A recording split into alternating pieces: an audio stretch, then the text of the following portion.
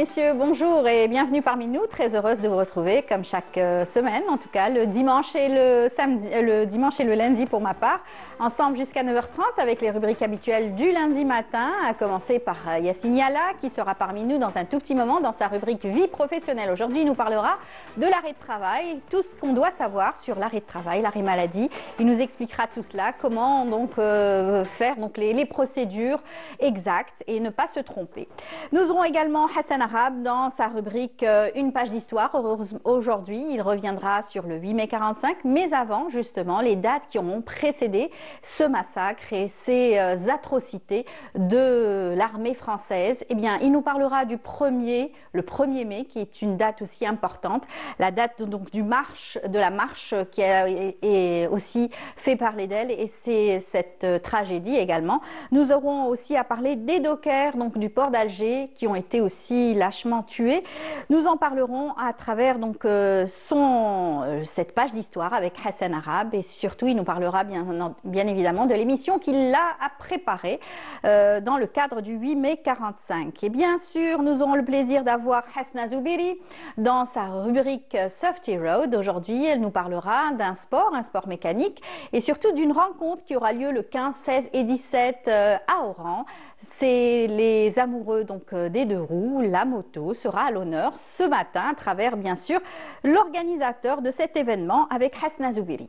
Et puis Amina Ziri dans sa rubrique patrimoine. Aujourd'hui, elle sera parmi nous. Elle fera un gros plan sur un grand artiste et interprète d'Ahmed Ben Achour. Et bien pour en parler, nous aurons un grand interprète également. Il s'agit de Karim Samar qui sera parmi nous, un grand parolier qui sera aussi là pour revenir sur cette personnalité artistique algérienne. Voilà, c'est tout le programme qu'on a choisi pour vous. J'espère que vous allez passer un très bon moment en notre compagnie.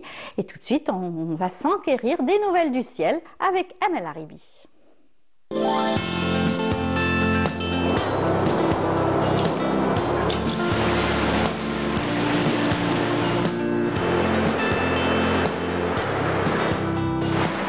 موبيليس تقدم لكم الأحوال الجوية.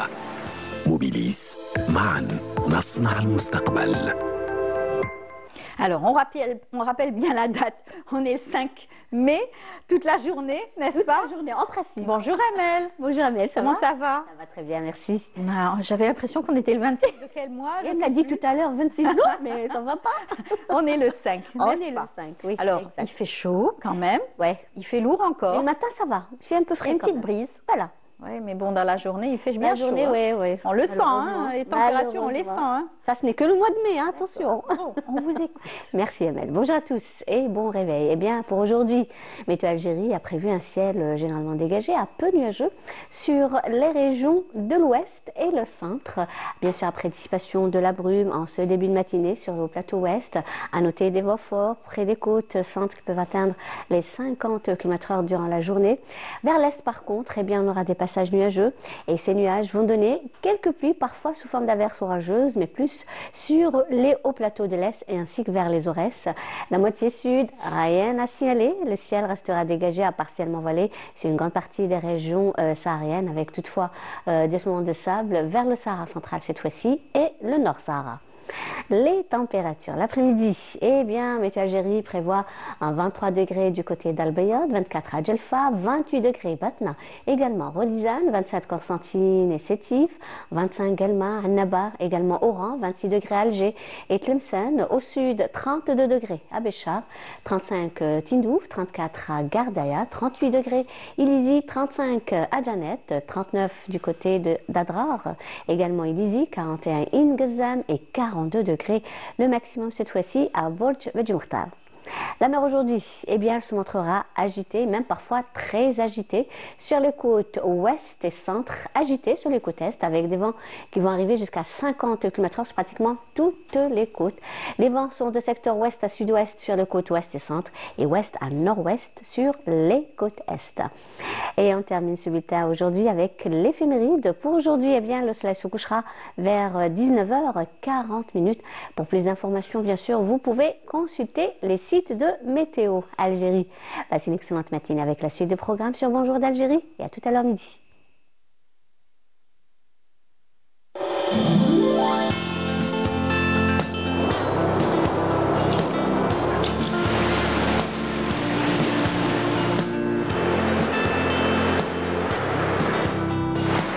موبيليس قدمت لكم الأحوال الجوية. موبيليس، معا نصنع المستقبل. Voilà, vous savez tout sur les nouvelles du ciel de ce matin. Le 26, c'était donc ça, c'était la température, je disais bien. C'était dans ton subconscient. Probablement. Oui. Le 26, c'était bien sûr la température d'aujourd'hui sur Alger. Exactement. Sinon, donc, on va s'attendre à un temps clément. Oui, c'est un temps dégagé pour aujourd'hui. Un temps de saison. Exact. Tout simplement. Merci beaucoup, C'est moi qui Amel. merci. Bonne journée. Également. Et puis bon repos. Merci. On se verra dès le week-end. Inch'Allah. Avec grand plaisir avec Nol Houda, bien entendu. Quant à nous, donc, on vous laisse repartir en musique. Très, très bien. Une chanson qui, vous la connaissez. Est-ce que ça m'a dit j'ai oublié C'est une chanson dédiée à l'équipe de Sétif, Ahla Oul Baïda. Voilà, c'est donc le groupe Zahir qui a fait cette belle reprise, Sbart Sbart, et on se retrouve juste après.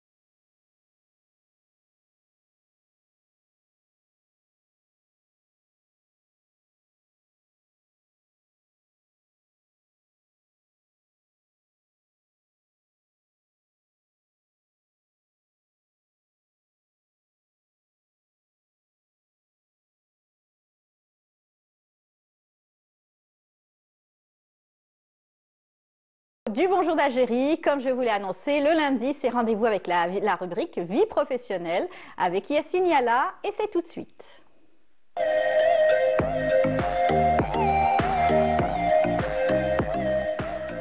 Bonjour Yassine. Bonjour Amel. Comment vas-tu? Ça va, alhamdoulilah. Très bien, tu es en forme? Oui, je suis en forme, alhamdoulilah, en forme. En forme.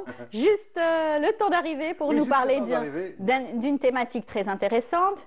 Tout le monde a eu donc à subir enfin cela ou à avoir à faire cela durant un passage obligatoire. C'est un passage obligatoire, je l'ai annoncé. C'est aujourd'hui parler de l'arrêt de travail. Exactement. On va parler aujourd'hui de l'arrêt de travail, alors que ça soit une entorse, une fracture, une hospitalisation, un petit rhume.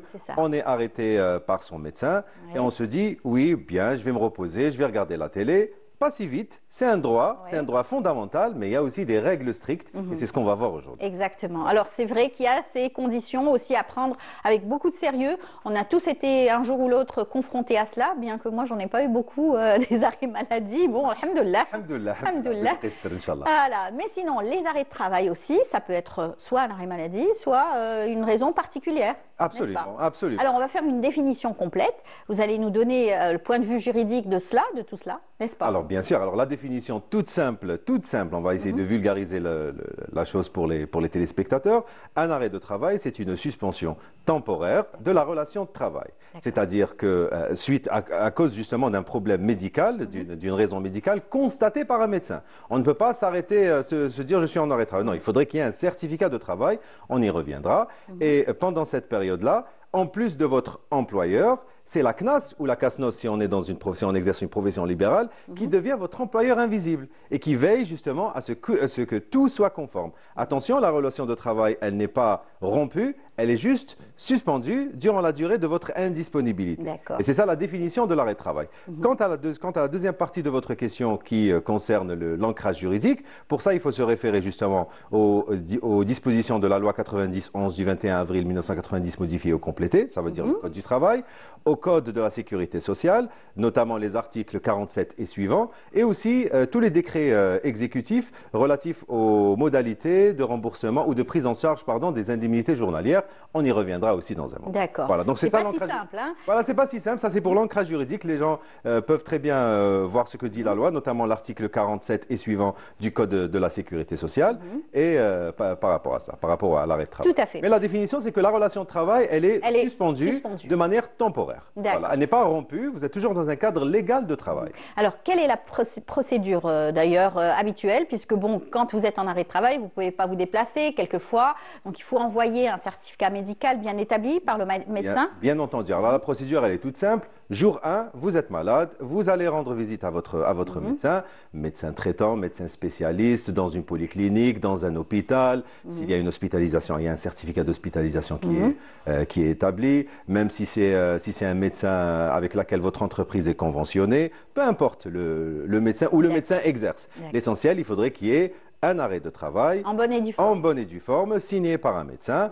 Et cet arrêt de travail doit parvenir, on avait dit jour 1, alors jour 2 ou jour 3 maximum, c'est-à-dire dans les 48 heures, il faudrait que l'arrêt de travail parvienne à votre employeur. Une copie bien sûr, parce que l'original va à la CNAS, mais j'y reviendrai tout de suite. Donc une copie de votre arrêt de travail doit être envoyée, transmise à votre employeur. Si l'employeur demande à ce que vous déplaciez ou à ce que vous envoyiez quelqu'un, là on peut envoyer quelqu'un pour déposer l'arrêt de travail. Ou peut-être, si c'est autorisé, on peut l'envoyer. Maintenant, les mails sont autorisés depuis déjà très longtemps. Il faut se référer aux notes de service internes de l'entreprise. Si on vous dit que pendant l'arrêt de travail, vous pouvez transmettre une copie du certificat médical par n'importe quel moyen, la même WhatsApp ou Viber. Aujourd'hui, c'est très pratique. C'est pratique. C'est juste pour informer votre employeur que vous êtes en règle pour qu'il n'y ait pas justement une rupture de la relation de travail suite à un abandon de poste. Voilà, parce que si vous dites rien... Ça pourrait l'être. Bien sûr, si vous dites rien... Si vous êtes obligé d'être présent physiquement et que vous ne venez pas, vous devez absolument prévenir votre responsable. Vous n'attendez pas les 3 jours. On n'attend pas les 3 jours, mais réglementairement parlant, on a 48 heures parce qu'en général, c'est à partir de 48 heures qu'on commence à chercher la personne et à faire une mise en demeure pour que la personne intègre son poste. Donc c'est pour ça qu'il faut informer dans les 48 heures. Ou le jour même, si on a un certificat médical le jour même, pourquoi attendre les 48 heures? En revanche, auprès de la CNAS, et c'est ça ce qui nous intéresse aujourd'hui, il faudrait informer la CNAS dans les 48 heures. L'original de l'arrêt de travail doit être déposé à la CNAS et non pas une copie. C'est l'original. Voilà, la CNAS ou la CASNOS. Si on exerce une profession libérale, c'est la CASNOS. Pour les salariés, les fonctionnaires, etc., c'est la CNAS. Donc à ce moment-là, c'est l'original qui doit être déposé dans les 48 heures. Attention, 48 heures. Dépasser ces délais, on ne peut plus déposer ce certificat médical, même s'il est réceptionné, c'est les indemnités qui peuvent sauter. C'est le remboursement, justement, qui peut ne pas être octroyé. Alors, pour vous, par exemple, la présence est obligatoire. Par exemple, dans une émission pareille, si vous n'êtes pas là le matin, il faut prévenir. Il faut prévenir, bien sûr. Voilà. Et dans le cas, au contraire, il faut avoir une doublure. Il faut avoir une doublure, voilà, exactement. Alors, nos droits pendant l'arrêt de travail, quels sont nos droits? Alors, les droits, je pense notamment à trois choses. Lorsque vous êtes en arrêt de travail, vous avez droit aux indemnités journalières. Alors, c'est quoi les indemnités journalières? C'est le remboursement. C'est le remboursement entre 50 à 100% de votre salaire cotisable. Cotisable, ce qui est soumis à cotisation. 100% lorsqu'il s'agit d'un arrêt de travail causé par un accident de travail. 100% lorsqu'il s'agit d'un arrêt de travail causé par suite à une hospitalisation. 100% de remboursement lorsqu'il s'agit d'un arrêt de travail pour un arrêt de travail qui dépasse les 15 jours, c'est 100%, ou bien suite à une maladie professionnelle. Si vous êtes arrêté à cause d'une maladie professionnelle, là vous êtes remboursé à 100%. Mais lorsqu'il s'agit d'une maladie, hormis les cas que je viens de citer, c'est le remboursement, les indemnités journalières, c'est entre 50 et 80%. Tout dépend. Voilà. Alors, samedi dernier, tu as parlé justement du burn-out. Oui. Ça fait partie aussi d'une maladie professionnelle. Non, le burn-out n'est pas une maladie professionnelle du tout. Ça l'est dans plusieurs pays, mais en Algérie, pas encore. Peut-être un jour. Peut-être Un jour. Alors, parmi les droits aussi, très important, désolé Amel, je t'ai interrompu, parmi les droits aussi, pendant l'arrêt de travail, on a droit à la confidentialité. C'est-à-dire que vous n'êtes pas tenu de dire la raison qui vous indispose. Voilà, votre employeur n'a pas à connaître la maladie pour laquelle, qui a causé votre absence. Juste la durée de votre indisponibilité, juste le nombre de jours de votre arrêt de travail. Là, oui. Mais bon, après, il peut très bien deviner en regardant peut-être le certificat médical, si c'est une spécialité dermatologique ou ORL, etc. On peut comprendre, mais il n'est pas tenu de vous demander la raison de votre absence et vous n'êtes pas tenu de dire. Aussi, on a aussi l'obligation ou le droit à la déconnexion pendant l'arrêt de travail. C'est-à-dire qu'on ne peut pas vous demander de travailler. S'il te plaît, termine-moi ce projet, fais-moi ci, fais-moi... Non, vous êtes censé être en arrêt maladie. En revanche, on ne va pas quand même bloquer le travail. S'il y a une information qu'on peut donner par téléphone ou à travers les réseaux sociaux, WhatsApp, on peut le faire. Ça rentre dans l'éthique, dans la déontologie. On ne va pas bloquer tout un... C'est rien. Vous êtes en arrêt de travail, mais le respect de l'autre n'est pas en arrêt de travail. Tout à fait. Celui-ci doit continuer. On peut donner une information juste pour la continuité du service. C'est cela. On revient dans la bonne ambiance. Exactement. Le bon climat de travail, comme vous l'aviez si bien dit. Il n'y aura pas mort d'homme si on donne une information à ses collègues. Voilà, ça c'est auquel on a droit. Ce sont les détails auxquels on a droit pendant l'arrêt de travail. On a les droits, mais on a aussi nos devoirs. Bien sûr, il y a des obligations. Et c'est justement... Tout ce qu'on ne dit pas. Tout ce qu'on ne dit pas. C'est ce qu'on ne vous dit pas. Justement, ça c'est les coulisses de l'arrêt de travail. Ce qu'on ne vous dit pas, vos devoirs pendant l'arrêt de travail, devoir numéro 1, obligation numéro 1, vous devez être chez vous. Vous devez rester chez vous. Bien sûr. Sauf s'il y a une raison... sauf si le médecin, votre médecin traitant vous autorise explicitement à sortir. Si vous devez par exemple aller faire des séances de rééducation suite à une fracture ou une entorse ou autre, si vous devez peut-être aller marcher, il vous préconise la marche pour faire circuler le sang, tout dépend de la pathologie. À ce moment-là, c'est pas grave. Mais vous êtes censé rester chez vous parce que les agents de la CNAS peuvent le vérifier. Et ils ont aussi la latitude de le savoir. C'est-à-dire, ils peuvent très bien venir chez vous, ce qu'on appelle une enquête administrative. C'est ça. Voilà. Ils peuvent venir chez vous, sonner à votre porte, constater votre présence, voir si vous êtes là. Qu'est-ce que vous étiez en train de faire? Il y a tout un rapport qui est établi. Qu'est-ce que vous étiez en train de faire lorsqu'ils sont venus vous rendre visite? Ou le contraire, ils constatent votre absence. Si vous n'êtes pas là, et là c'est un peu plus grave, parce qu'ils vous laissent un avis de passage. C'est comme un papier. C'est comme un papier tout simple, voilà. Ils vous laissent un avis de passage avec le jour, l'heure de passage, votre nom, et ils établissent un rapport. Et dans l'avis de passage, ils vous demandent impérativement de vous présenter à votre antenne CNAS sous huitaine ou quinzaine ou peut-être immédiatement. Tout dépend justement de l'urgence le contrôle. L'urgence de la circonstance. Donc, et là, vous devez vous présenter au service de la CNAS pour voir le médecin de la CNAS qui va vous interroger, déjà par rapport, qui va faire une contre-expertise, c'est-à-dire vérifier si vous étiez réellement malade. Et aussi, c'est vos indemnités qui risquent d'être bloquées. Voilà, si vous ne vous présentez pas. Aussi, vous avez le devoir d'être au repos, c'est-à-dire, c'est pas parce que vous êtes malade, c'est pas parce qu'on se sent mieux qu'on va se lever, faire du jardinage, ou faire le ménage, ou faire refaire la peinture, ou faire des vidéos, profiter, ou aller à la plage.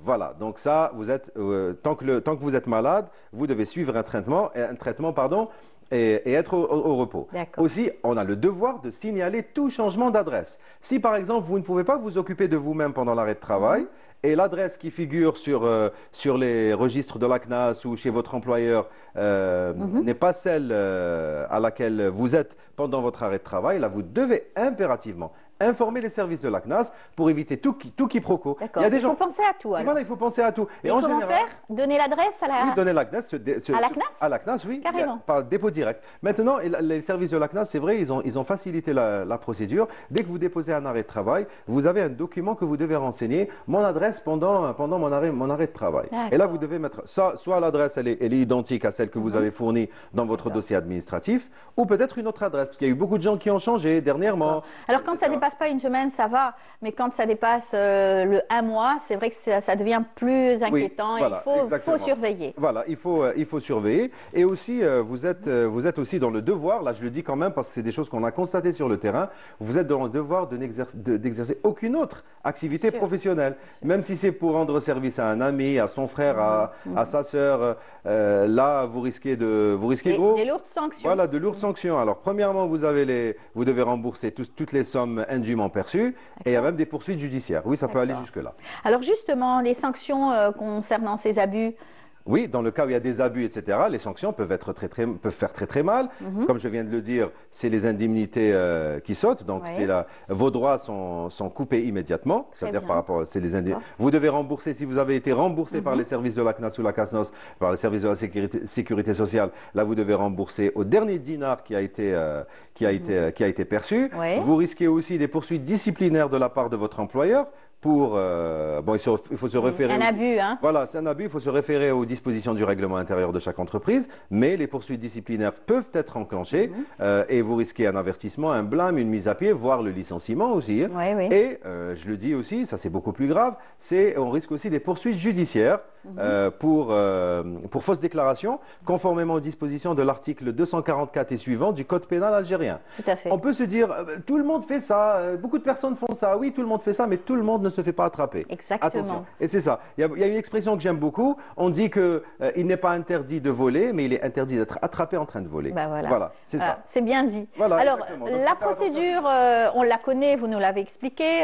Et maintenant, comment reprendre après un arrêt de travail? Alors oui, on a arrêté de façon officielle, on reprend de façon officielle. Alors quand il s'agit d'un arrêt de travail qui dépasse les 20 jours, à ce moment-là, un certificat médical de reprise est indispensable. On appelle ça une DRT, déclaration de reprise de travail. Donc là, vous devez aller voir votre médecin qui vous établit une DRT, une déclaration de reprise de travail, et c'est avec ce document-là que vous reprenez. Suite à une hospitalisation ou autre, là, vous devez passer par le médecin. Quand il s'agit d'un arrêt de travail inférieur à 20 jours, là, on peut reprendre juste à l'issue de son arrêt de travail. Mais si parfois on est en arrêt de travail, par exemple, je dis n'importe quoi, exemple, pour 20 jours, et là, au bout du 10e jour, on se sent mieux. On peut reprendre, mais sauf avec avis médical. On peut aller voir un médecin qui nous délivre un arrêt de travail pour interrompre l'arrêt de travail et reprendre. Voilà. Vu qu'on a arrêté de manière officielle, on reprend de manière officielle. L'arrêt de travail est un droit fondamental même, mais il va avec des règles strictes et dans un cadre légal très très précis. Parfait, donc c'est magnifique, tout va bien, la personne peut reprendre son travail de manière classique. De manière classique, voilà. Shifa lil-jami', Inch'Allah. Shifa lil-jami', voilà, tout à fait, c'est le mot qu'il fallait dire pour clore cette rubrique. Aujourd'hui, on a pu voir avec Yacine comment faire un bon arrêt de travail dans les règles. Surtout les coulisses. C'est les coulisses, tout à fait, tout savoir sur justement, on ne savait pas, hein, c'est-à-dire qu'on ne fait pas attention à cela, mais comme vous le disiez tout à l'heure, c'est vrai qu'il y a donc des procédures à respecter, des contrôles aussi. Voilà. Il y a les contrôles, il faut faire très attention aux contrôles. Il n'y a pas de contrôle par les services de la CNAS, juste quand il s'agit d'un arrêt de travail c'est-à-dire délivré par un médecin psychiatre. Là, il n'y a pas de contrôle d'enquête administrative qui est effectuée, mais pour toutes les autres pathologies délivrées par tous les autres médecins, là, il peut y avoir des enquêtes administratives. Très bien. Il y a lieu de le préciser. Très bien. Alors, une différence entre un arrêt de travail, un arrêt maladie, on a pu tout voir et tout comprendre ce matin grâce à toi, Yacine. Merci beaucoup. Je te remercie, Amel. Voilà, on te souhaite une bonne journée. Bonne journée. Ouais. Bonne journée et puis, à toi aussi. À samedi prochain. À samedi, Inch'Allah, avec une belle thématique, Inch'Allah, l'arrivée de l'intelligence artificielle dans le monde du travail. Ouais, c'est vraiment d'actualité. Voilà, merci beaucoup Yacine, bonne journée. Et on va tout de suite parler histoire à présent. temps avec un reportage signé notre journaliste Nawel Benjilali qui s'est intéressé au Centre national de l'histoire de la Révolution et bien sûr retour sur le 8 mai 45. On se retrouve juste après. Le 8 mai 1945, date marquant l'histoire de l'Algérie. Sétif, Guelma et Khavata. Ce jour-là, alors que des Algériens manifestaient pacifiquement pour réclamer l'indépendance, la répression coloniale fut brutale.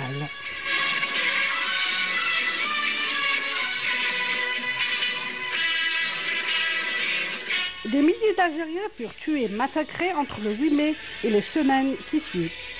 Considéré comme un tournant vers la prise de conscience nationale qui mènera plus tard à la guerre de la libération.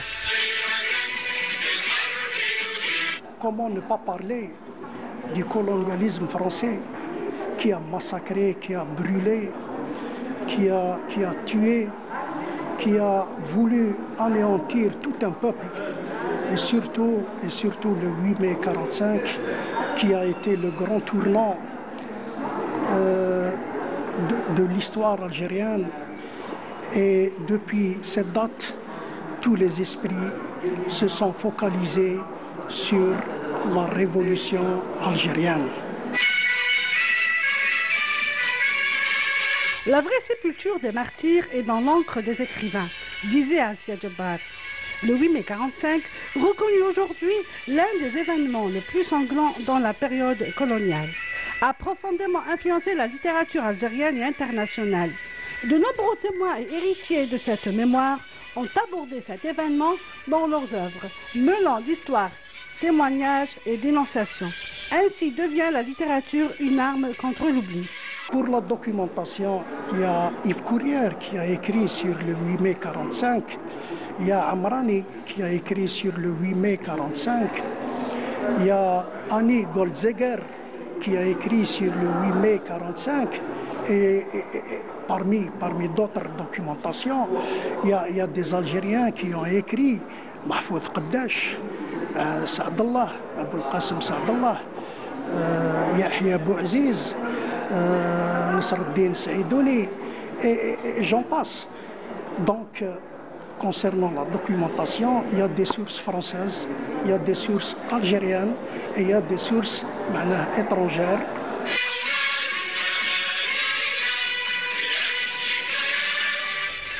Une nouvelle génération de jeunes Algériens et chercheurs s'emparent de l'histoire coloniale et particulièrement les événements du 8 mai 45. Avec des approches innovantes, ils réinterprètent cette mémoire avec le prisme des enjeux contemporains.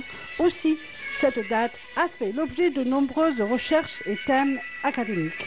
Actuellement, beaucoup d'historiens et beaucoup de nos étudiants à la faculté se basent sur ces documents pour éclairer certains points sombres de ce massacre, de ce génocide, le 8 mai 45, comme je vous l'ai dit tout à l'heure, c'est le grand tournant. À partir de cette date, les esprits algériens ont su que tout ce qui a été arraché par la force ne peut être rendu que par la force.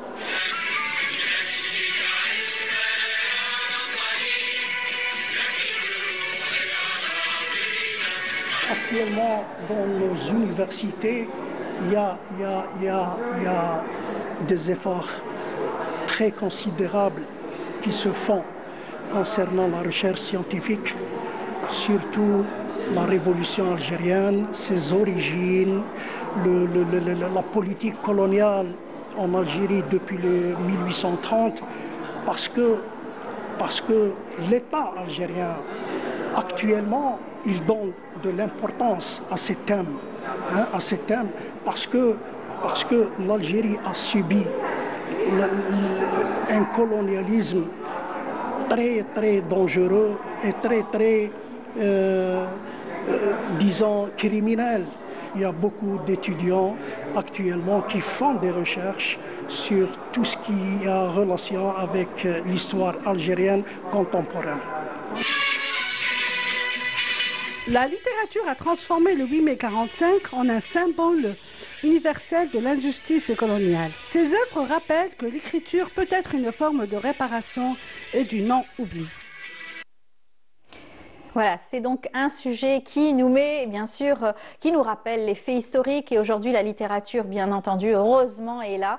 Les documentaires, les journalistes qui travaillent sur les archives aussi pour rappeler les moments difficiles qu'ont passé les Algériens durant la colonisation. Et pour nous en parler ce matin, nous avons notre ami Hassan Arabe qui est parmi nous. Bonjour Hassan. Bonjour Amel. Comment ça va? Ça va. Alhamdoulilah, l'histoire est très importante. Donc on va revenir sur cette date du 1er mai et surtout l'avant 1er mai, comme nous l'a dit Hassan, à travers aussi les massacres sanglants, on va les appeler comme ça, massacres sanglants, du 8 mai 45, tout de suite après cela.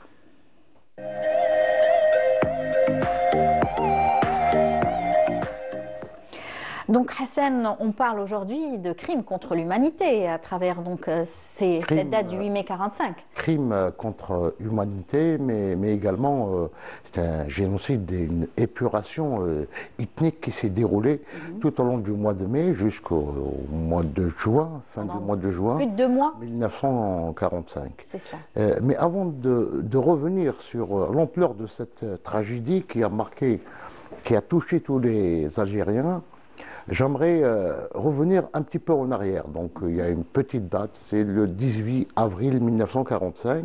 Très bien. Alors le 18 avril 1945, ça se passe à Chilala. Donc c'était le département d'Alger à l'époque, le découpage colonial. Donc se tenait alors ce qu'on appelle le congrès d'Aïchaba. Que présidait le préfet d'Alger, pour vous dire un petit peu l'importance, parce qu'il contrôlait le cheptel, c'était la transhumance. Donc chaque année, donc au début, durant la moitié du printemps, se tient ce congrès important qui permettait donc à l'administration coloniale de contrôler le mouvement du cheptel en Algérie. Et puis il y a eu un incident, donc il y avait 2 militants du PPA qui ont été arrêtés, mais il y avait tout de suite après une mobilisation, pour vous dire un petit peu les Algériens qui étaient conscients déjà. Il y avait 200 personnes qui se sont rassemblées et ils ont pu libérer les deux, à tel point que le préfet qui se trouvait à Chilala a failli être suspendu, lynché carrément par la foule, donc il a pris la fuite rapidement. Donc suite à cette manifestation, suite à cet incident, Msali Hadj, qui était donc assigné à résidence à Chilala, donc dans cet même endroit, a été déporté tout d'abord à Al-Gouléa, donc ensuite à Brazzaville. À Brazzaville, tout à fait. Mais il y a des pièces d'archives aujourd'hui qui disent que Msali, avant le 18, a reçu la visite de Lamine de Barine, donc, qui était à la tête du parti clandestin à l'époque, parce que le PPA était interdit. Donc, et Hussein Aslah, l'un des grands militants donc, du PPA MTLD, on lui a plutôt, donc les deux militants lui ont proposé un projet d'évasion. Donc il y avait tout un plan. Et l'évasion devait se dérouler donc à Chilala, et puis accompagner Msali à Sétif. À Sétif, il y a un endroit qu'on appelle la ferme Maïza, où devait justement être proclamée l'indépendance de l'Algérie. Donc Msali devait proclamer, c'est pourquoi il a été déporté à Gouléa, après à Brazzaville. Donc voilà, dans ce contexte que les militants donc, du parti ont préparé également une manifestation le 1er mai. Alors, c'est une démonstration de force le 1er mai parce que c'est une manifestation qui devait commencer à 17h, donc en fin d'après-midi. Alors, il était question de deux groupes. Un groupe qui devait donc arriver de la Casbah, entamer sa marche à partir de la Casbah, et le deuxième à partir de Bellecour.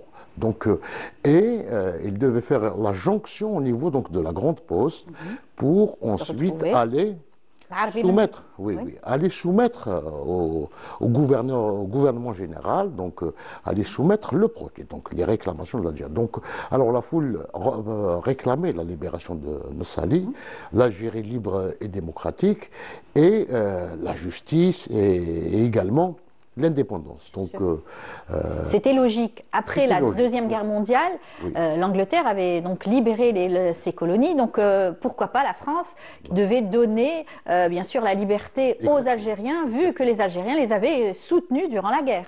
Mais ils ont compris que la France, c'est un pays qui n'a jamais tenu ses promesses. Parce que il ne faut pas oublier que déjà les Français avaient montré en décembre 1944 leur plan pour garder les colonies. Parce qu'il ne faut pas oublier qu'ils ont massacré les tirailleurs sénégalais, donc des Africains, ont été massacrés à Tiaroy, au Sénégal, le 1er décembre 1944, parce que c'est des gens qui réclamaient tout simplement leur dû. C'était les tirailleurs qui se sont mobilisés pour libérer la France. Donc, les Chiracanons, comme on les appelait. À l'époque, c'était un massacre, parce qu'on est en décembre 1944. Paris a été libéré en août 1944. Donc, les Algériens, ils ont compris que les Français ne vont pas céder facilement, donc ils ne vont pas tenir parole. Ils n'ont jamais tenu la parole, que ce soit en Algérie ou dans d'autres colonies. Donc, et cette marche, il fallait montrer donc la légitimité, mais également la capacité de mobilisation du mouvement national, notamment parce que ceux qui ont organisé, c'est Lamine Debarine, Chokri Moussfaï et Hussein Aslah, qui était d'ailleurs chargé de confectionner l'emblème national qui a été exhibé le 1er mai 1945. Donc la police coloniale à l'époque avait tout fait pour empêcher la jonction des deux groupes, ceux qui viennent de Bellecour et ceux qui viennent de la Case-Basse. Donc la police charge au niveau de l'avenue l'Arb ibn Mehdi, ex-rue d'Islay, et elle va faire 4 morts. Donc, et le premier qui est tombé, donc raide mort, c'est Mohamed Ghazali Belhafaf. Donc, c'était le premier. Les autres ont été grièvement blessés. Lui, c'était il tenait l'emblème national. Ah oui, il tenait l'emblème. Donc, mais d'autres sources avancent 7 morts, parce que on dit que les militants qui viennent des autres localités de la périphérie d'Alger ont préféré prendre les blessés avec eux. Donc c'est pourquoi on n'a pas encore toutes les informations. Toutes les informations. Donc, c'est celui qui a avancé déjà le chiffre de 4 et de 7, c'est Hossein Ahmed dans ses mémoires, parce qu'il était étudiant à Alger. Et elle a fait partie du comité d'organisation de cette importante manifestation. Donc, à l'époque, les archives d'aujourd'hui montrent que Alger était encerclé. Donc l'armée coloniale avait déjà préparé un dispositif, parce qu'ils allaient commettre un massacre. Donc c'est pourquoi on parle d'un complot. Donc ils cherchaient l'étincelle pour crever l'abcès. C'est pourquoi il faut, après on va le comprendre, l'ampleur du massacre à Sétif, une semaine plus tard, va démontrer que l'administration coloniale était prête à en finir avec tout esprit allant dans le sens de... Et ils n'allaient pas, bien sûr, honorer leurs promesses. Donc le 1er mai 1945, c'est le prélude... C'est cela, du 8 mai. Du 8 mai, bien sûr, la date du 2, là aussi l'attentat des dockers au port d'Alger. Là encore une fois, c'est encore une démonstration de force par l'armée coloniale. Et bien entendu, celle qui a choqué le monde entier, parce que ça a été un choc aussi, c'est les massacres du 8 mai 1945, Guelma, Stif, Kharrata. Guelma. Voilà. Et là, donc, nous allons y revenir le 8. Oui, nous allons y revenir le 8, c'est vrai. Mais bon, on explique aussi que ça a été, en tout cas, des massacres sanglants. Il faut insister sur la définition. C'est des massacres parce que ce n'est pas une C'est la milice plus l'armée française. Ce n'est pas, une opération de maintien de l'ordre, mais c'est une opération, c'est une guerre. C'est une guerre qui a été menée contre le peuple algérien. On a mobilisé les avions, on a mobilisé les chars, l'artillerie, etc. Et on a armé les colons, carrément. Alors, c'est la spécificité, justement, de cette répression. C'est pour la première fois que les civils, c'est-à-dire, vont prendre part à la répression, vont prendre part au massacre. Parce qu'au XIXe siècle, ceux qui commettaient des massacres, c'était des officiers de l'armée française, c'était la troupe. Mais là, il y avait la jonction entre la troupe, un lobby colonialiste, donc à travers Achiari, qui était préfet, et les civils. Parce que dans la région de Sétif, où, d'ailleurs, c'est pas par hasard, parce que Sétif, il y avait ce qu'on appelle une colonie privée. Donc il y avait une colonie, il y avait des terrains qui ont été distribués donc, à la fameuse société genevoise, coloniale, et cette société avait, pour elle seule, 100 000 hectares. Wow. D'ailleurs, en un siècle, ils n'ont pu exploiter que 20 hectares. Qu'est-ce que ça veut dire 80 hectares. Donc on a empêché les Algériens d'exploiter leur propre terre. Voilà. Et, on leur a spolié leur terre, carrément. Exactement. Donc, pour vous dire un petit peu, il y avait un contexte. Donc, il y avait mais il n'y avait pas un mouvement insurrectionnel. Donc, parce que les Français, ils ont essayé de dire, voilà, c'est l'insurrection. Oui. Mais non, il y a c'est pour justifier justement tous ces massacres. Ils avaient préparé donc ils ont préparé donc une stratégie pour en finir, pour massacrer les Algériens, d'où justement cette jonction entre les grands colons. Parce que Achiari n'était pas seul, il était soutenu par la fédération donc, des agriculteurs, un certain Abou, donc il a été soutenu également par l'association des maires, la fédération des maires d'Algérie à l'époque, donc c'est le colonna également. Oui. Donc, les grands propriétaires terriens de l'époque. Et puis, ils ont été soutenus par les plus hautes autorités françaises. À l'époque, c'était Charles de Gaulle, parce que le 12 mai 1945, il y avait un fameux télégramme envoyé par de Gaulle au général Martin, où il dit il faut réprimer tout mouvement séditieux, pour reprendre les termes de ce communiqué. Donc c'est un télégramme qui va nous coûter 45 000 morts. Exactement. Donc pour vous dire un petit peu l'ampleur de ce massacre, et puis la nouveauté également dans les archives. Nous savons que les tabords marocains qui ont pris part notamment à la répression dans le Guelma, ils ont procédé à des razzias. Ils ont razzié les maisons algériennes. On a violé à Bourj-Bourdi, donc voilà un autre volet. Donc il n'y avait pas simplement les massacres, mais on a rasé des villages entiers, on a violé des femmes et des jeunes filles, mais aussi on a rasé donc les terres et les denrées, parce que les bijoux des femmes, etc. Tout était volé. C'était la spécialité donc des tabords marocains. Tout à fait. Et oui. Alors aujourd'hui, vous rappelez tout cela à travers donc vos différentes émissions, et encore une fois pour le 8 mai 45, c'est important de rappeler l'historique et surtout la genèse donc de cette journée qui a marqué les esprits, et surtout les Algériens à travers leur vécu, leurs familles qui ont été aussi décimées carrément. Alors c'est important parce que vous nous rappelez toujours des faits historiques. Encore au jour d'aujourd'hui, il y a des vérités qui sortent et qui sont... Par rapport à ce travail, par rapport donc, à l'encerclement d'Alger, il y avait un dispositif militaire. Sécurise. On a l'habitude de dire que voilà, c'est le 1er mai, il y avait une marche, et puis réprimé, il y avait des morts, etc. Mais attention, il y avait un dispositif militaire autour d'Alger. Donc l'armée était en alerte. Avec ce télégramme, bien sûr, qui est arrivé. Ah oui, non, le télégramme, il arrive après le 8 mai. Mais avant, mais de Gaulle, il avait donc, parce que on doit rappeler que le mouvement de ce qu'on appelle le comité de la résistance française a été structuré à Alger. Oui. Donc, avant la libération de Paris, avant que De Gaulle ne quitte Alger pour Paris, donc au mois d'août 1944, il avait cette phrase au général Martin. Il lui a dit, il ne faut pas laisser les colonies françaises vous échapper entre la main.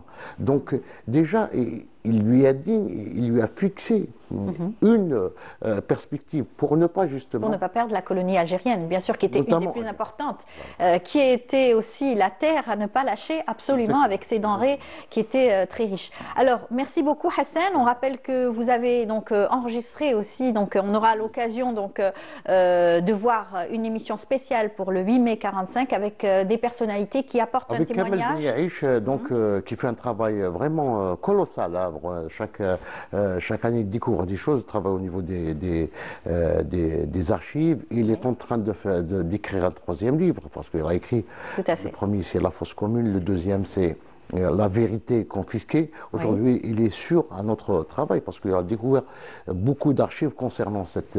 Il y a Hosni Kitouni qui a travaillé sur les massacres coloniaux, parce que les massacres coloniaux, il a fait donc cette comparaison entre ce qui s'est passé, parce que c'est un spécialiste du 19e siècle, et le 1945. Donc, c'est une approche. Et Monsieur Mohamed Karim Aswan, donc maître de conférences à l'Université d'Alger et auteur de plusieurs ouvrages. Donc, il a un regard éclectique par rapport donc Très bien. On aura l'occasion de suivre cela. Oui. Donc le 8 mai, Inch'Allah. Voilà. Donc à quelle heure? Dans la soirée. Dans la soirée, bien sûr. Merci beaucoup Hassan. Et puis on rappelle que vous étiez assétif pour cette émission spéciale. Eh bien, bonne journée à vous et à dimanche prochain, Inch'Allah.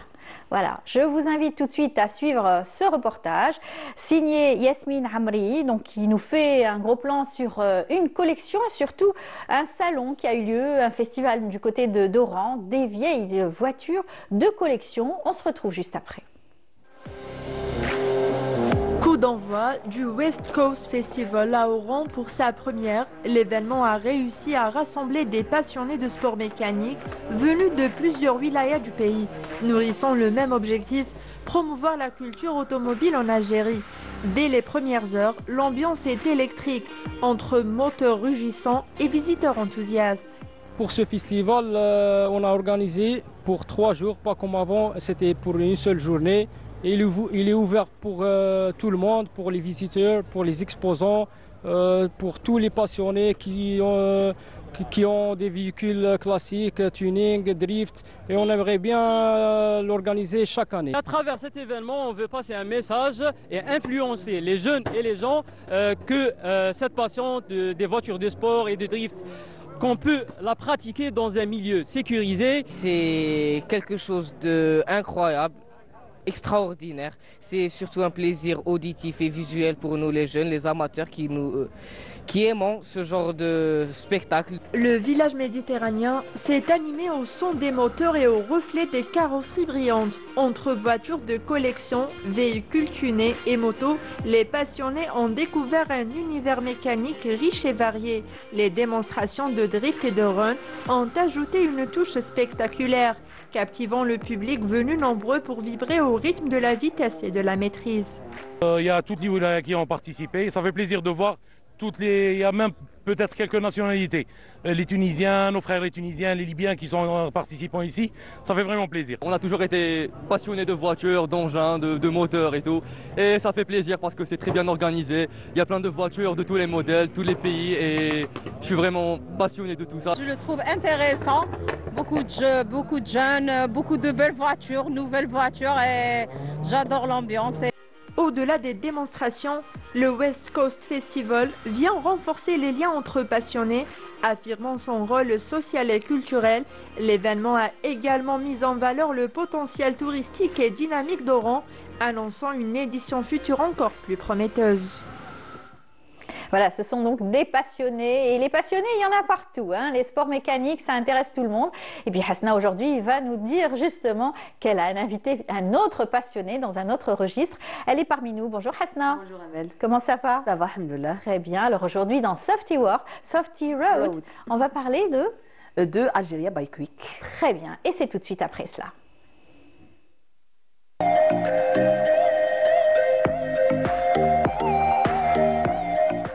Alors, vous avez un invité aujourd'hui? Oui, donc c'est Abdelghani Mechti qui est présent aujourd'hui avec nous. Bonjour Abdelghani. Bonjour Amel. Bonjour, Bonjour. Bonjour. Abdelghani, donc il représente aujourd'hui les organisateurs de Algeria Bike Week. Donc c'est un co-organisateur de l'événement, un événement qui est dédié aux deux roues, aux motos. Oui. C'est la 4e édition cette année, c'est Oran. Donc c'est la ville d'Oran qui va abriter cet événement. On laisse Abdelghani nous présenter Algeria Bike Week. Algeria Bike Week a débuté il y a 4 années. Donc à travers un rassemblement motard et de fil en aiguille et année par année, ça a pris de l'ampleur et ça a grandi, ça a mûri. On est à la 4e édition. Cette année, on va poser nos tentes sur la ville d'Oran, une ville qui aujourd'hui est magnifique, qui offre des infrastructures hôtelières et des infrastructures d'exposition qui sont importantes. Et l'état d'esprit au fait d'Algeria Bike Week, c'est de visiter un petit peu les régions d'Algérie. Algeria Bike Week se veut être au fait un rassemblement moto, certes, mais il y a au fait des étapes. Il y a le raid, il y a l'exposition, il y a la parade et puis il y a le rassemblement. Donc cet événement débute avec un raid de régularité, un raid touristique. Et chaque année, on essaye en fait de faire visiter à nos invités les régions d'Algérie. Donc l'état d'esprit au fait de l'événement, il est certes sport mécanique, mais il est surtout touristique. Et dans ce contexte-là, cette année, on prend en fait la route d'Alger, de Hammam Louane, pour monter à Chéri'a, Tipaza, vers la côte de Bnihoua, avant d'atteindre Ténès. Ténès, on rallie Mostaganem, Sidi Blabès, Tlemcen, et avant de rallier Oran. Et à chaque étape, on fait des visites archéologiques, touristiques, culturelles. On fait goûter, on fait aussi la gastronomie à nos invités, puisque, à titre d'information, si je puis présenter quelques chiffres de la dernière édition, on a eu quand même 11 nationalités qui ont participé au raid, donc des nationalités internationales, notamment du Moyen-Orient, d'Europe et aussi d'Inde. Donc les gens aujourd'hui s'intéressent donc à la destination Algérie à travers la moto. C'est vrai que on parle beaucoup plus de tourisme pour le désert et le Sahara, qui est magnifique, mais aujourd'hui, tout à fait.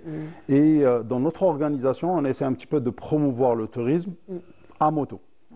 Ce qui est à l'international, qui est au fait une activité touristique par excellence. Aujourd'hui, ça monte crescendo et on voit l'affluence de plusieurs nationalités pour la destination nord et sud de l'Algérie. On avait vu des témoignages formidables des éditions passées. Des gens qui étaient ravis de découvrir l'Algérie par la moto, à travers la moto. Et puis le climat est favorable aussi, Amel. Mois de mai, c'est le début de la saison estivale, il fait beau. Donc à moto, ça doit être très agréable. Pendant l'édition, comme chaque année, donc vous consacrez quand même une partie de pour la sécurité routière. Donc des ateliers sont organisés par différents clubs, compris le club que vous représentez, Abdelghani, pour essayer de sensibiliser un peu les motards sur notamment la maintenance de la moto, la vitesse qui est autorisée à moto. Donc, est-ce que vous pouvez nous parler justement sur ces ateliers qui sont consacrés à la sécurité routière? À titre personnel et par rapport au club Harley-Davidson en Algérie, qui est le HOG, que je préside, notre leitmotiv a été toujours au fait la sécurité routière et la conduite responsable.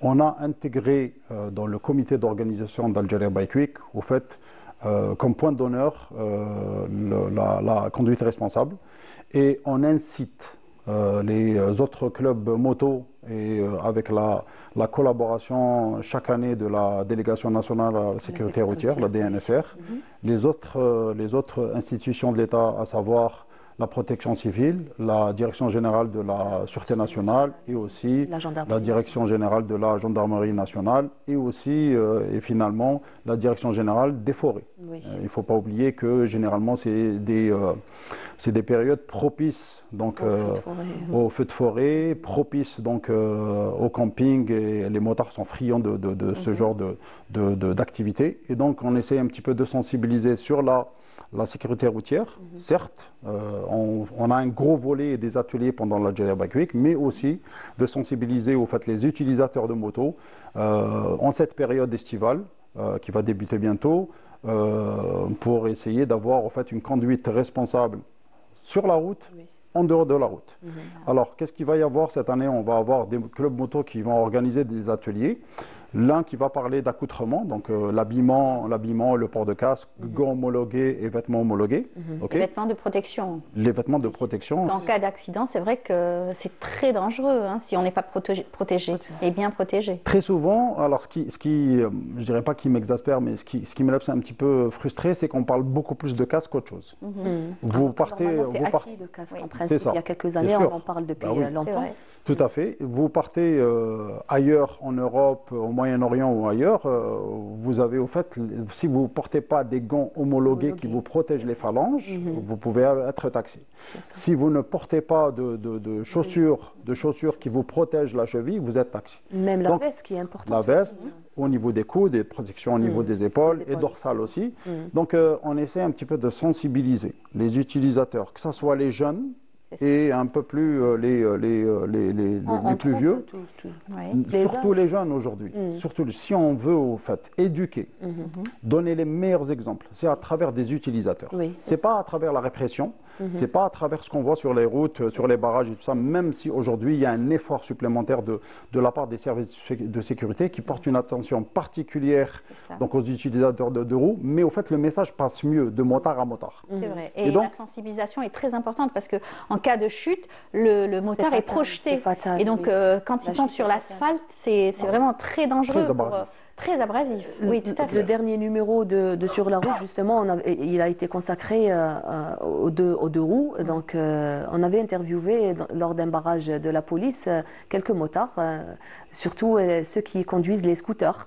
Et on lui dit pourquoi vous mettez pas, il était en claquette, pourquoi vous mettez pas des chaussures, au moins des baskets pour vous protéger, parce que les claquettes, on conduit pas même une voiture avec. Tout à fait. Il me dit comment vous voulez que je me protège, je porte la protection elle coûte plus cher que la moto, scooter. Que le scooter. Ouais. Donc ce qui n'est pas faux, aujourd'hui ce qui dissuade un peu les jeunes, c'est le prix exorbitant de ces protections. Après c'est relatif aussi. C'est relatif. Oui. Il faut savoir qu'aujourd'hui, à travers les efforts que fait l'État algérien, donc on va avoir bientôt l'ouverture d'une usine à Bouira, donc qui fabriquant algérien 100% de casques locaux. Oui. Okay. C'est une bonne nouvelle. C'est une entreprise algérienne d'un ami que je connais, qui était avec nous dans le club et qui aujourd'hui a été sensibilisé par rapport à ça.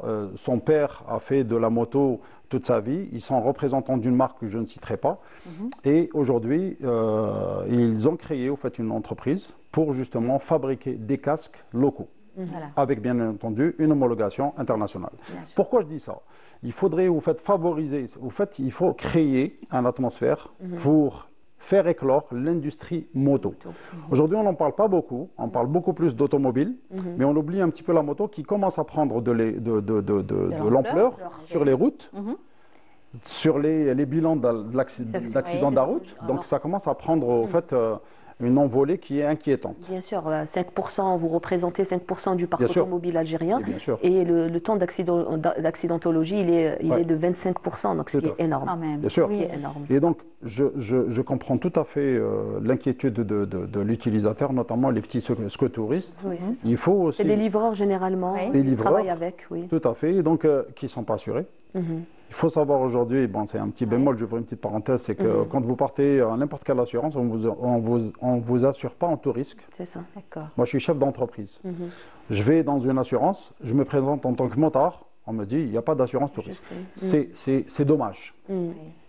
C'est vraiment dommage. Humaine, hein? Bien sûr.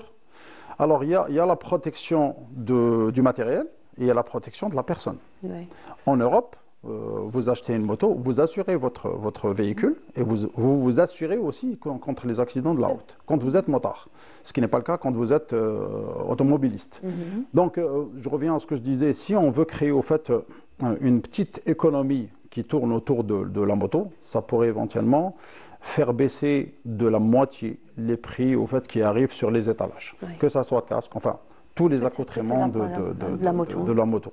Donc je reviens aux ateliers qui vont être organisés. Donc il y a des ateliers pour ce qui est maintenance moto, notamment pour la saison estivale. On n'en parle pas beaucoup. Au fait, à chaque saison, il faut préparer sa moto. Oui. Il faut préparer sa moto pneumatique, vidange et plaquettes de frein pour la saison estivale, parce que l'asphalte est chaude et donc forcément il faut checker ses pneus. Et aussi, pendant l'hiver, vous devez changer de pneus, vous devez entretenir votre moto, ce qui n'est pas le cas aujourd'hui. Et donc voilà, on va, nous en tant que club Harley-Davidson, on va organiser des ateliers sur la conduite responsable, sur la journée de jeudi et la journée aussi de vendredi, à travers laquelle il va y avoir en fait des shows aussi, des challenges moto. Il va y avoir aussi cette année un concert rock qui va être organisé à la fin de la journée de vendredi. Très bien. En tout cas, on saura tout ça sur votre propre page puisque les adhérents vous connaissent à présent. On donne juste, on communique les dates. Donc, ça va être du 15 au 17, donc 15, 16, 17 au niveau de la wilaya d'Oran. Alors sur le parking du stade Mouloud Hadfi, et on organise aussi l'hébergement pour tous les motards qui viennent des autres wilayas sur le village olympique juste à côté. Très bien. En tout cas, ce sera une belle rencontre. Les passionnés seront là. Les visiteurs, nombreux comme à chaque fois. Vous avez créé un embouteillage terrible au niveau des sablettes. Oui, l'année dernière. L'année dernière. En tout cas, bon courage à vous. Et merci puis beaucoup. Surtout pour votre conscience à travers ces messages de sensibilisation. C'est très important ce que vous faites. Et peut-être pourquoi pas créer les fameux circuits. C'est votre objectif en tout cas. Inch'Allah. On croise les doigts.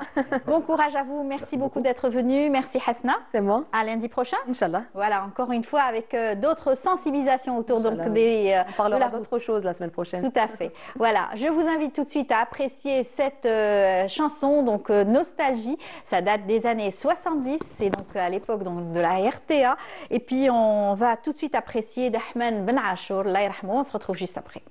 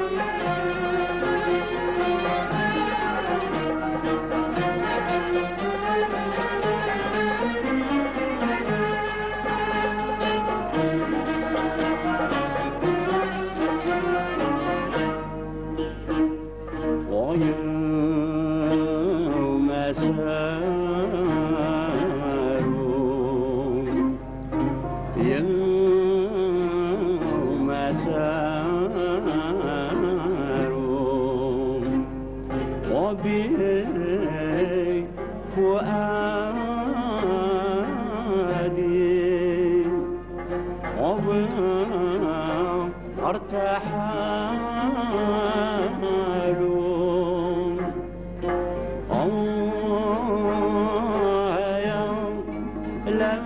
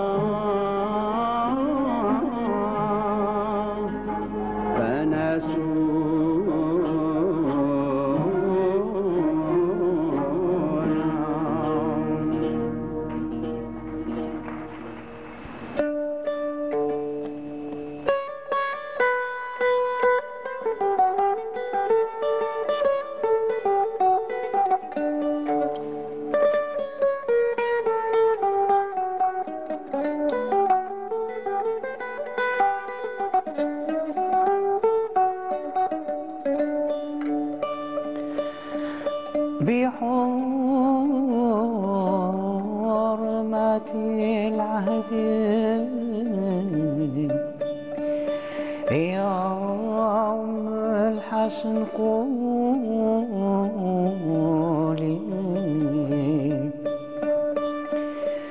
وبحرمة العهد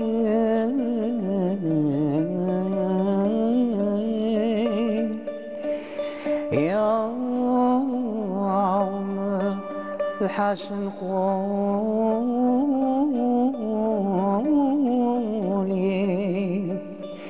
على بسامك الرحمق على بسامك الرحمق أفسقوني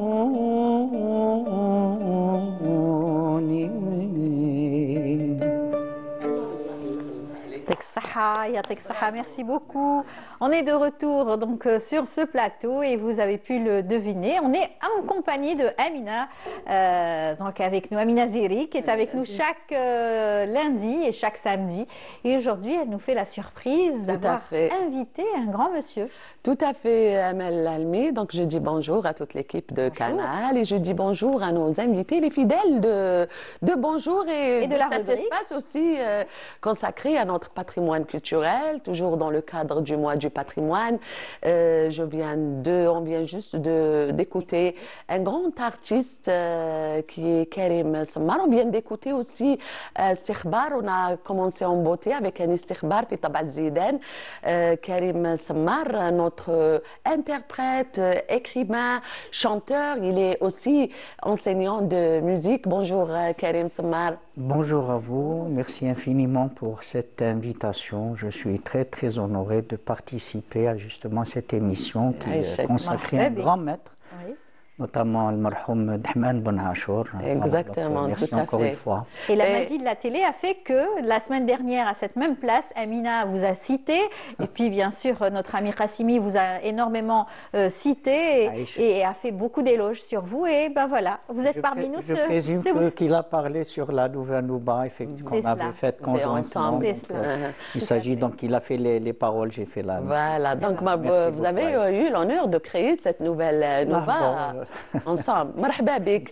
Marhaba bik. Moi, quand j'ai appelé M. Semmar ce matin très tôt, alors قلت له كريم جبت يا أخي الأوتار.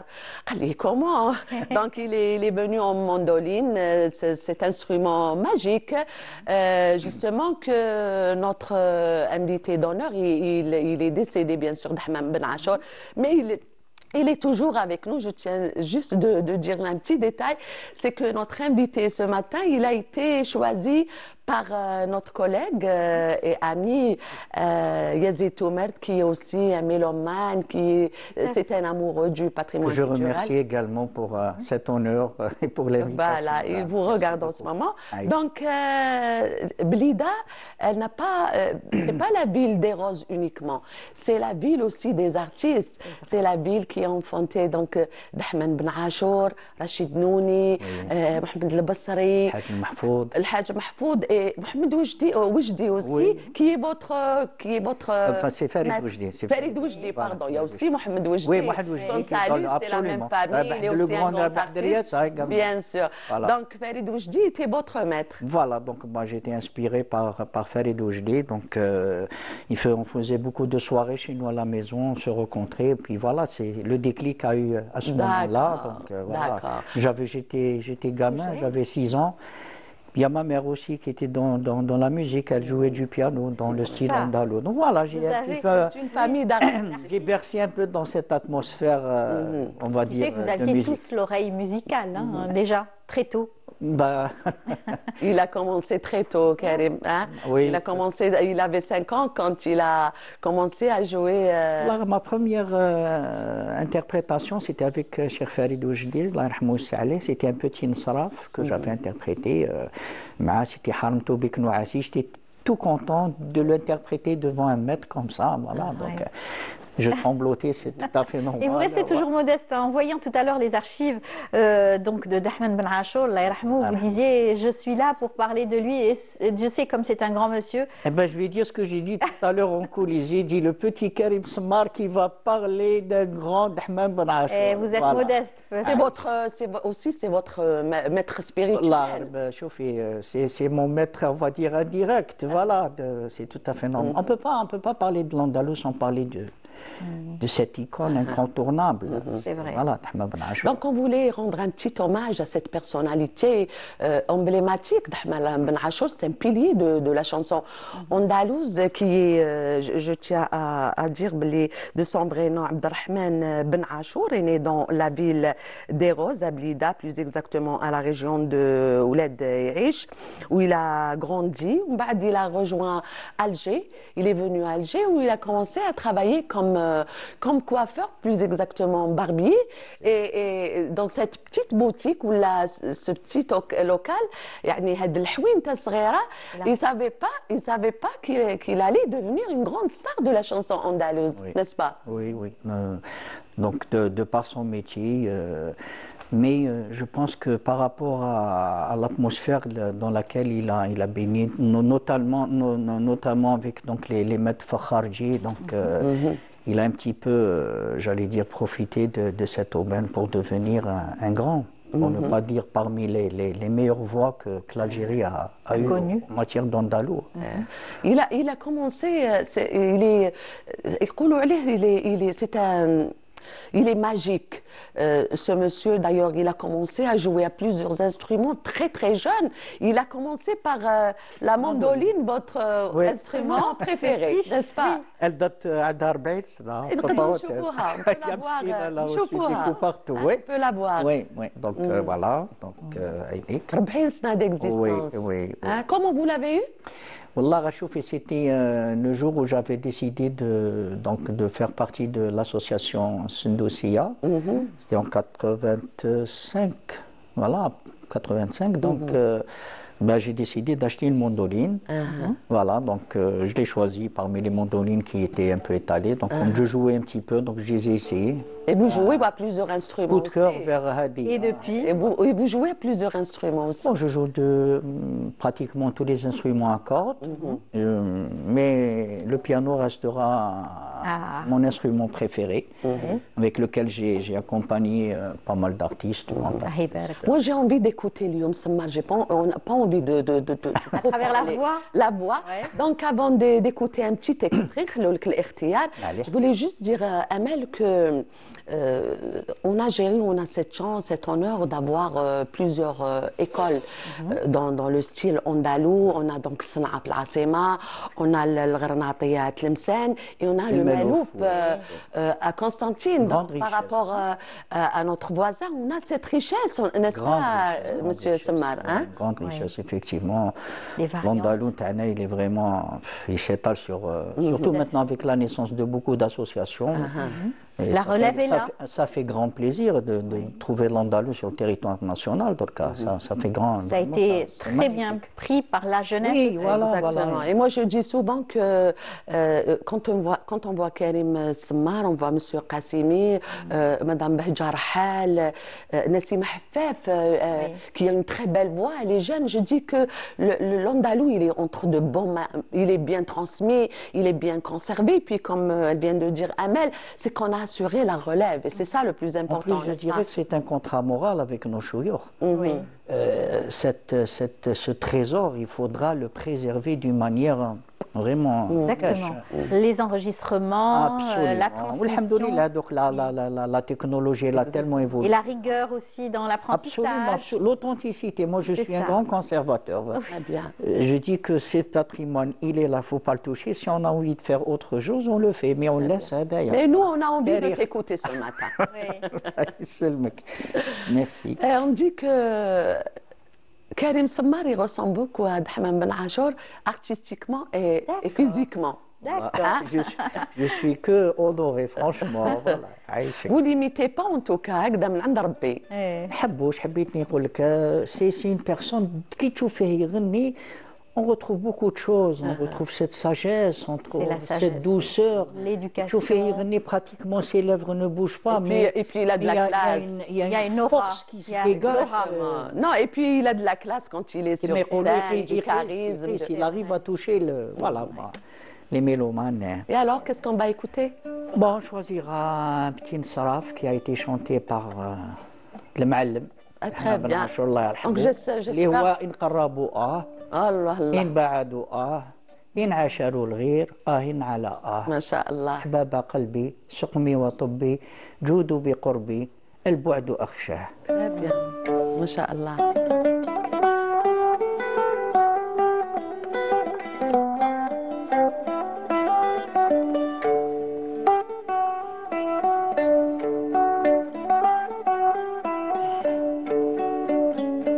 إن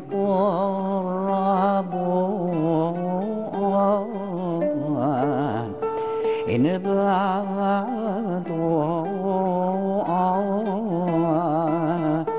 إن عاشروا الغير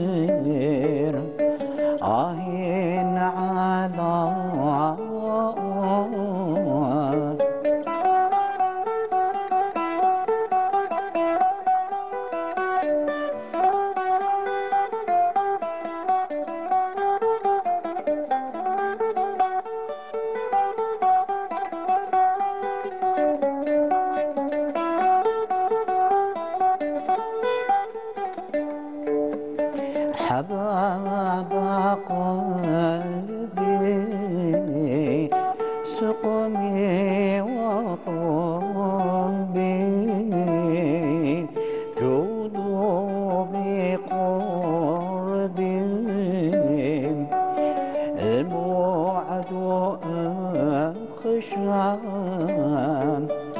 ملات الغصون الباني من ورقها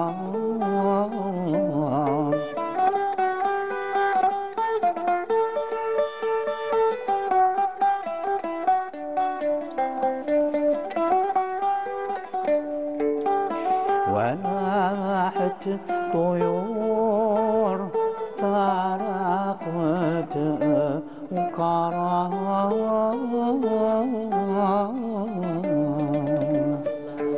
Nice. Ah, voilà. Ça fait plaisir d'entendre sa voix et un moment de, c'est vrai, de régal. On s'est régalé. Et puis, كما يقول لك الفنانين يقول لك نشلل ودني. تسمعي حاجة نظيفة، حاجة éducative et puis الذوق ترفع لك الذوق ما شاء الله. Vraiment bravo. Karim Semmar, il a aussi eu cette chance et l'honneur de sillonner plusieurs pays du monde entier pour faire connaître Dahman Ben Achour et pour faire connaître l'Andalou algérien. Il vient juste de rentrer de Tunisie, n'est-ce pas? Donc on était invité donc par l'Institut de Sousse, à travers M. Fethi Bousnina, que je remercie à travers ce plateau. À Sousse, il y a Rachidi, à l'association Rachidi. Absolument. Qui est très connu. Absolument. Donc on était invité moi-même et M. Abdelhadi Boukoura. Pour un petit salue de passage. Voilà, qu'on salue. Donc, par rapport, on a fait un petit peu des échanges concernant leur andalou qui est le Melouf, le nôtre qui est donc l'Ala donc de l'école d'Alger. On a pris en quelques chiralettes qui نخدموهم حنا وهما. Donc on a fait cette comparaison dans les nouba, الشغالات كيفاش يخدموهم عندهم في الطبع nous-mêmes. Voilà, donc ça a été très bénéfique. Comme des masterclass aussi, pratiquement, puisque voilà, c'est des échanges. C'était beaucoup plus de faire connaître donc, notre manière de chanter, parce que les textes, en général, c'est des textes que vous trouvez un peu partout sur le Maghreb. Et donc avec la Tunisie, هم عندهم طبع يخدموا به في المالوف وحنا نخدموا فيه à notre manière. Donc on a fait cette étude comparative, ça a donné de bons résultats, du bon الحال. On a discuté sur d'éventuels projets à l'avenir, Inch'Allah. Moi je pense que c'est une bonne chose. Bien sûr. Voilà. Moi, j'ai eu l'honneur de rencontrer justement le grand artiste tunisien Ghersa, qui adore aussi l'Algérie, qui est aussi émerveillé par les voix algériennes. Parce que يعني دايما نتكلموا على la relève. C'est vrai, كل عام نشوفوا أصوات جديدة, de jeunes talents qui ont des voix merveilleuses. دايما نقول هادو نقدروا نتكلوا عليهم في المستقبل في الحفاظ على التراث, n'est-ce pas? C'est ça, شوفي التراث il faut qu'on le garde. Il y a un travail magnifique qui est en train de se faire à travers les associations. Franchement, ils font un travail remarquable, malgré certaines difficultés, je vais dire d'ordre parfois administratif, parfois un peu financier, mais ça n'empêche pas qu'ils sont en train d'œuvrer à cette préservation, à cette formation. Nous-mêmes, à l'association Le Bel Art, dans laquelle je me retrouve, donc à leur tête, c'est Abdelhadi Bokora. Nous faisons dans la formation, donc nous avons des classes d'initiation, d'enfants et d'adultes. Nous avons une autre classe, une classe semi-supérieure avec la supérieure. Donc il y a ce travail qui est en train de se faire. Surtout un travail d'enregistrement aussi que vous faites régulièrement. Au sein déjà même de toutes les associations, il y a des coffrets qui se font. Absolument. Donc c'est en même temps une façon. Il y a de la recherche aussi. Il y a de la recherche. Il y a beaucoup qui sont en train de faire de la recherche dans ce domaine, l'origine des textes, l'origine de cette mélodie, etc. Son évolution. C'est vrai que c'est de l'andalou, mais à partir d'un certain moment, quand c'est rentré en Algérie, il y a eu beaucoup de poètes qui ont écrit. Qui ont voyagé. Il n'est pas venu d'Andalousie, il n'est pas venu d'Andalousie, il est né en Algérie. Voilà, donc on a fait beaucoup de choses pour cette musique.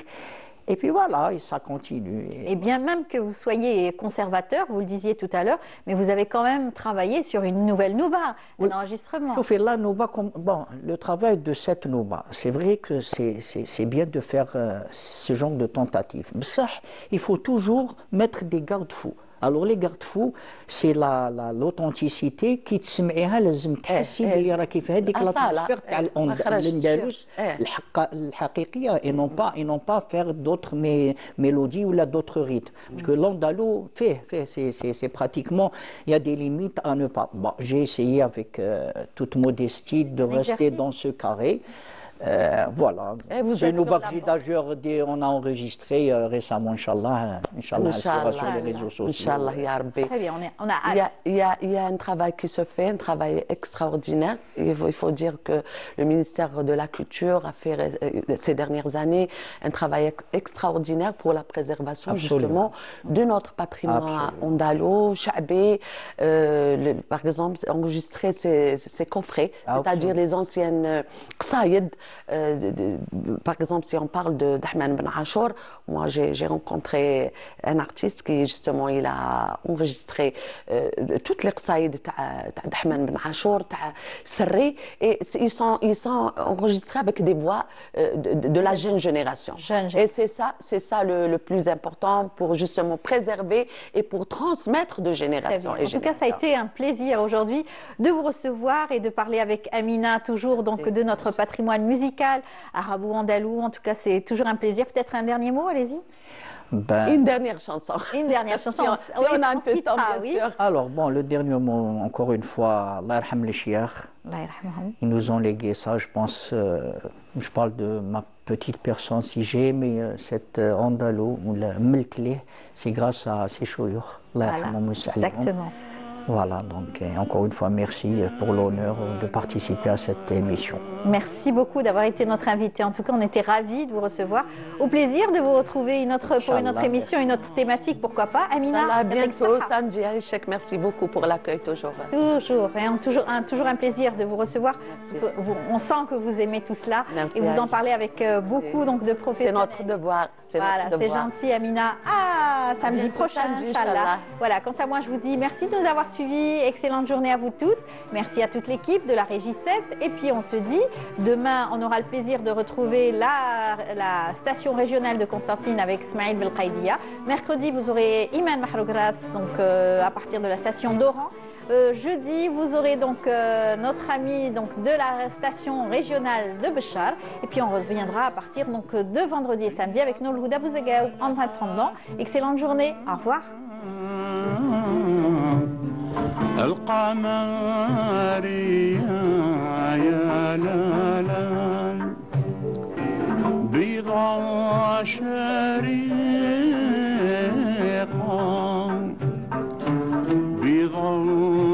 شريق